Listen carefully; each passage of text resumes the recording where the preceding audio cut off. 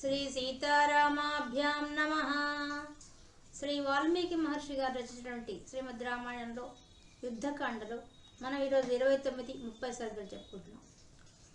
ఇంకా సుఖసాలను వచ్చి ఆ రావణాసురుడికి ఆ రాజభవనం మీద వానర వీరులందరిని చూపించి అసంఖ్యాకంగా ఉన్న వాళ్ళ సంఖ్యను కూడా చెప్పి ఆ వానర వీరులకు ముఖ్యులైన వాళ్ళ సంగతి అంతా చెప్పిన తర్వాత రావణాసురుడికి ఒక విధంగా భయం పట్టుకుంది. అంతమందిని చూశాడు, శ్రీరామచంద్ర ప్రభుని చూశాడు, లక్ష్మణుని చూశాడు, జాంబవంతుడిని చూశాడు, హనుమంతుడిని చూశాడు, ఆ మైందుడు, దిబుతుడు వీళ్ళందరినీ చూసేసరికి వాడికి కొంచెం మనసులో భయం కలిగింది. కానీ వాడు సంపాదించుకొని వెంటనే వాడి కోపం కూడా వచ్చేసింది. ఎక్కడ ఈ సుఖసారను మాట్లాడుతున్నంతసేపు రాముడిని పొగిడారు, సత్య సైన్యంలో ఉండే వాళ్ళందరినీ పొగిడారు. వాళ్ళు చాలా బాగున్నారు, వాళ్ళతో యుద్ధం కన్నా పని చేసుకోవడం మేలు అన్నట్టుగానే మాట్లాడారు కదా ముందంతా. వాళ్ళు తర్వాత కదా మీ నిర్ణయం మీదని చెప్పి వదిలేశారు. ఎప్పుడైతే ఆ మాటలు అన్నారో చాలా కోపం వచ్చేసింది. కోపం వచ్చేసి వాళ్ళని ఘోరంగా చూశాడు. చూడంగానే వాళ్ళు భయపడిపోయారు. ఏమంటాడో ఏందో ఈ రాజు అని చెప్పేసి వెంటనే రావణాసుడు కోపంగా, ఓ సుఖసానులారా, మీరు నా దగ్గర రాజు దగ్గర ఎలా ప్రవర్తించాలో మీకు తెలిసినట్లేదు, రాజనీతి శాస్త్రం మీరు తెలుసుకున్నట్లేదు, తెలుసుకొని కూడా వ్యర్థమే. గురువుల దగ్గర రాజుల దగ్గర ఎలా ప్రవర్తించాలో కూడా తెలియకపోతే ఇంకెందుకు మీరు శాస్త్రాలు చదవడం? అసలు చదివింది కూడా ఆచరించలేకపోతున్నారు. మీరు నా దగ్గరే వచ్చి కూర్చొని నా ముందే ఆ శత్రువులను పొగుడుతూ మాట్లాడతారా? మీరు ధైర్యం మీకు? అసలు నేను అనుకుంటే నిమిషంలో మిమ్మల్ని సంహరించగలను. కాకపోతే మీ మీద ఎక్కడ నాకు కనికరం కలుగుతోందంటే మీరు ఇంతకుముందు చేసిన ఉపకారాన్ని నాకు గుర్తున్నాయి. అవి గుర్తుకు వచ్చి మాత్రమే మిమ్మల్ని క్షమిస్తున్నాను, లేకపోతే మిమ్మల్ని క్షమించేవాడిని కాదు. అసలు ఒక విధంగా మీరు మరణించినట్టే లెక్క అన్నట్టుగా మాట్లాడేశాడు. అనగానే వాళ్ళిద్దరు భయపడిపోయేసేసి చేతులు కట్టుకుని నిలబడ్డారట పాపం వాళ్ళు. ఇద్దరు ఆమెన రావణాసురునికి జయము అని చెప్పేసి అక్కడి నుంచి వెళ్ళిపోయారు నమస్కారం పెట్టి. ఇక వెంటనే మహోదరుని పిలిచాడు రావణాసురుడు. పిలిచి, నువ్వు వెళ్ళి రాజనీతి శాస్త్రం బాగా నిగ్గు తెలిచిన వాళ్ళు ఉంటారు, వాళ్ళని పోయి ఆ గూఢచారుని తీసుకురా ఇక్కడికి అని చెప్పాడు. వెంటనే రాజాజ్ఞను పాటిస్తూ ఆ మహోదరుడు పోయేసేసి మంచి బలాఢ్యులు, రాజనీతి తెలిసినటువంటి రాజాజ్ఞటువంటి ఆ గూఢచారుని పిలుచుకొచ్చాడు.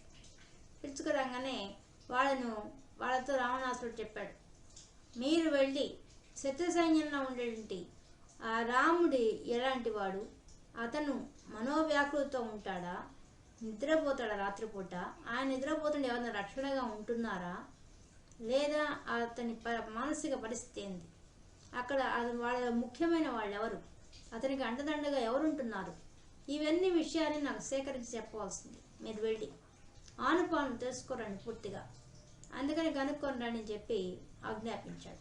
ఆజ్ఞాపించగానే వాళ్ళు బయలుదేరి పోయినారు. పోయేసరికి వాళ్ళకి అసంఖ్యాకంగా ఉంటే ఆ జనం చూసేసరికి వాళ్ళకి ఏం దిక్కు దోచలే.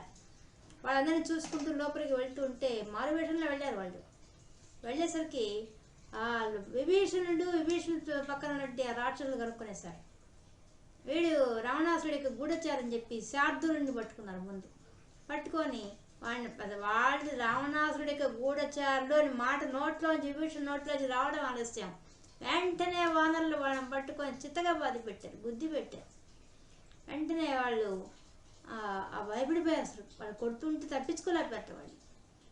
అప్పుడు కొడుతూ లాక్కొని రామచంద్రుడి దగ్గర తీసుకెళ్ళారు. శ్రీరామచంద్ర ప్రభు దగ్గర నిలబడేసరికి వాళ్ళు శరణు వేడంగానే శ్రీరాముడు చంపవద్దు వాళ్ళని, వదిలేయండి వాళ్ళని చెప్పాడు. శ్రీరాముని ఆజ్ఞ మేరకు వాళ్ళని వదిలేశారు. వాళ్ళు అప్పటికే స్పృహ తప్పిపోయే పరిస్థితికి వచ్చారు. వాళ్ళు ఎట్లా బతుకు జీవుడా అని చెప్పేసి వాళ్ళు అక్కడి నుంచి బయలుదేరి రావణాసుడి దగ్గరికి వచ్చేసారు. వచ్చేసరికి వాళ్ళకి ఎట్లా ఉంది, రావణాసుడి పంపబట్టే కదా వాళ్ళకి ఆ పరిస్థితి వచ్చింది. అసలు ఈ రావణాసుడు చేసిన వెధవ పని వల్ల కదా వీళ్ళకి ఎంత కష్టాలు వచ్చాయి, అయితే వాళ్ళకి ఏం పని? అందుకని వాడిగా శార్దూలుడైన వాడి మొహం బాగా ఇదైపోయిందట, వాడిపోయింది. చూడంగానే రావణాసురుడు, ఏం శార్దూలా, చాలా దెబ్బలు తిన్నట్టున్నావే, ఏం అలా ఉన్నా, ముఖం చిన్న పుచ్చుకున్నావే అని అడిగేశాడు. అడగంగానే ఇంకా చెప్పేస్తున్నాడు, ప్రభు మేము వెళ్ళి ఆ రావణ శ్రీరాముని యొక్క సైన్యంలో ఉండే వాళ్ళందరినీ కనుక్కోవాలని వెళ్ళి అంతా పరిశోధన చేస్తూ ఉన్న సమయంలో మమ్మల్ని ఆ విభీషణుడు కనిపెట్టాడు. మీ యొక్క గూఢచారులను కనిపెట్టి మమ్మల్ని అనగానే వాళ్ళు వచ్చి మమ్మల్ని బాధ పెట్టారు. ఆ వానర సైన్యం ఎట్లో ఆ శ్రీరామచంద్రమూర్తి కనికరం గలవాడు కాబట్టి మమ్మల్ని వదిలేయమని చెప్తే వాళ్ళు వదిలేస్తే మేము వచ్చాం. ప్రభు, నేను అక్కడ గమనించిన విషయం ఏంటంటే ఆ విధంగా మమ్మల్ని ఇంత చిత్రహింస పెట్టారు వాళ్ళు అని చెప్పగానే అవన్నింటి మీద సానుభూతి చూపించిన రావణాసురుడు ఇంత అక్కడికి పోయి ఏం విషయాలు తెలుసుకొచ్చారని అడుగుతున్నాడు. కనీసము అయ్యో నా వల్ల ఇంత దెబ్బలు తగిలాయని సానుభూతి లేదు. మీరు వెళ్ళిన తర్వాత ఏమైంది, అక్కడ ఏ విషయాలు సేకరించారు చెప్పమని అడిగారు. అడగంగానే అప్పుడు ఆ శార్దురుడు చెప్తున్నాడు, ప్రభు వాడు చాలా పరాక్రమవంతుడు ప్రభు, ఆ శ్రీరామచంద్రమూర్తి మహాపరాక్రమం గలవాడు తెలుస్తున్నది. వాళ్ళు పెద్ద పెద్ద బండరాళ్లతోనే సేతువును కట్టారు సముద్రానికి. సేతువును కట్టి దాటి వచ్చారు ప్రభు, వాళ్ళంతా సముద్రాన్ని దాటి వచ్చారు వాళ్ళంతాను. అతను చాలా చక్కగా వివరిస్తున్నాడు. అంటే ఎంత గూఢచారిగా వెళ్ళి ఎంత బాగా గమనించాడో అతడు అన్ని విషయాలు చెప్తున్నాడు. ప్రభు వాళ్ళు ఆ శ్రీరామచంద్రమూర్తి కానీ ఆయన చుట్టూ ఉన్న బలగం కానీ ఆ సుగ్రీవుడు కానీ ఆ జాంబవంతుడు కానీ ఆ హనుమంతుడు కానీ ఆ నలుడు కానీ నీరుడు కానీ వాళ్ళంతా గొప్ప పరాక్రమవంతులు తెలుస్తున్నది. బలపరాక్రమాలే కాదు, అసలు వాళ్ళని మించిన వాళ్ళని జయించడానికి దేవతలు కూడా సాధ్యం కాదనిపిస్తున్నది. అంత బలపరాక్రమం కలిగి ఉన్నారు వాళ్ళంతా కూడా. కాబట్టి అంతేకాదు వాళ్ళంతా దేవతాంశతో పుట్టినట్టుగా ఉన్నారు వాళ్ళంతా. ఈ విషయాలు మాకు తెలిసాయి. అవి ఏందో ఇప్పుడు మీకు వివరిస్తాను. సుగ్రీవుడు వృక్షరజుని యొక్క కుమారుడు. ఇతను కూడా చాలా పరాక్రమం గలవాడు, చాలా గొప్పవాడు ఇతను.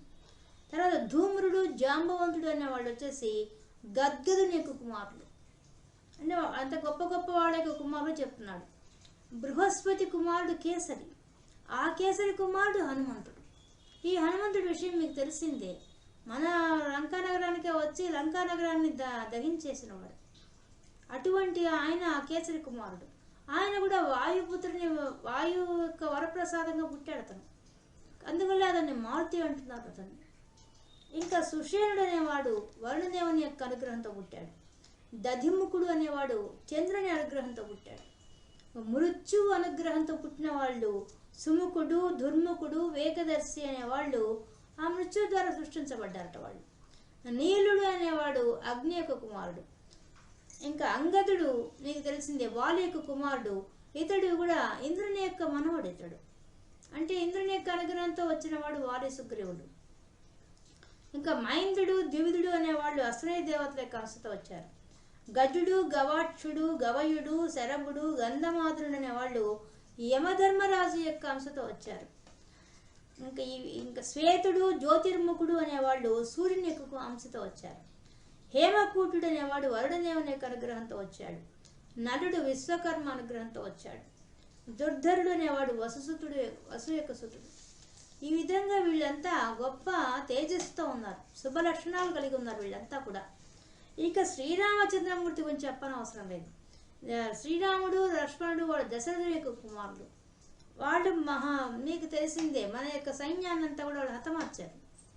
కబంధుడిని కానీ కరదూషణాలను కానీ అందరినీ ఆ శ్రీరామచంద్రమూర్తి ఒక్కడే అందరినీ సంహరించాడు. అతను దండకారణ్యంలోని రాక్షసులందరినీ సంహరించాడు ఆ శ్రీరామచంద్రమూర్తి. ఇక లక్ష్మణుడు చూస్తే అతను గొప్ప పరాక్రమవంతుడే, దృఢకాయుడు కూడా, మంచి బలశాలి కూడా అతను. కాబట్టి వారిద్దరితో యుద్ధం చేసిన వాళ్ళు ఎవరు బతుకుతారనే ఆశ లేదు. కాబట్టి ఈ విధంగా వాళ్ళంతా కూడా ఆ వానర సైన్యం అంతా కూడా మహాపరాక్రమంతో ఉన్నారు. అంతేకాదు ఇప్పుడు నీ తమ్ముడైన విభీషణుడు కూడా అక్కడే ఉన్నాడు. ఈ విభీషణుడు కూడా మీకు తెలిసిందే. విభీషణుడు ఎవరి అంశతో పుట్టాడో, ఎంత పరాక్రమం కలవాడో, ఎంత వరాలు పొందినవాడో మీకు తెలిసిందే. కాబట్టి ఈ విధంగా వీళ్ళ యొక్క బలపరాక్రమాలు కలిగి ఉన్నారు. కాబట్టి దీన్ని అనుసరించి మీరు నిర్ణయం తీసుకోవాలి. మనకు విజయం సాధించడాలంటే ఎలా ఆచరిస్తే మనం విజయం సాధిస్తాం అనే విషయాన్ని మీరు ఇంకా ఆలోచించాలని మీ నిర్ణయానికి వదిలేస్తున్నాం అన్నట్టుగా ఆ శార్దులుడు మాట్లాడాడు. అనడంతో ఈ 30వ సర్గ పూర్తయింది. మనం 31వ సర్గతో మళ్ళీ కలుసుకుందాం. అంతవరకు సెలవు. రామార్పణ.